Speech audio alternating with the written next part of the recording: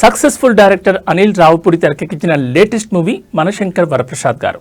Megastar Chiranjeevi హీరోగా victory Venkatesh కీలక పాత్రలో రూపొందిన సినిమా ఇది. పైగా సంక్రాంతికి వస్తుండడంతో అంచనాలు కూడా భారీగానే ఉన్నాయి. జనవరి 12న ఈ భారీ క్రేజీ మూవీని రిలీజ్ చేయనున్నారు. ఇప్పటికే రిలీజ్ అయిన ట్రైలర్కు పాజిటివ్ ఫీడ్బ్యాక్ వచ్చింది. ఇంకా చెప్పాలంటే మరింత బజిపించేసింది. ఇదే క్రమంలో అనిల్ నెక్స్ట్ టార్గెట్ ఏంటి అనేది ఆసక్తిగా మారింది. దీని గురించి అనిల్ ట్రైలర్ రిలీజ్ ఈవెంట్లో హింట్ ఇచ్చాడు.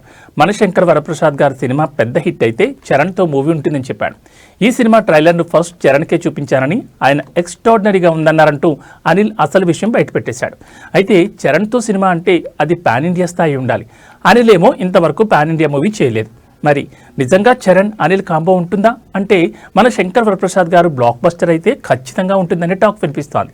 ఈ సినిమా పెద్ద హిట్ సాధిస్తే చరణ్తో పాన్ ఇండియా సినిమా చెయ్యాలని అనిల్ ముందుగానే ఫిక్స్ అయినట్టున్నాడు. అందుకని ఇలా హింట్ ఇచ్చారని ఇండస్ట్రీలో గుసగుసలు వినిపిస్తున్నాయి.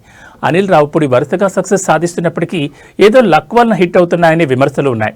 ఇప్పుడు పాన్ ఇండియా మూవీ చేసి హిట్ కొట్టి ఆ విమర్శలకు చెక్ పెట్టాలని అనుకుంటున్నాడట. మొత్తానికి అనిల్ నెక్స్ట్ టార్గెట్ అయితే చరణే అని క్లారిటీ వచ్చేసింది.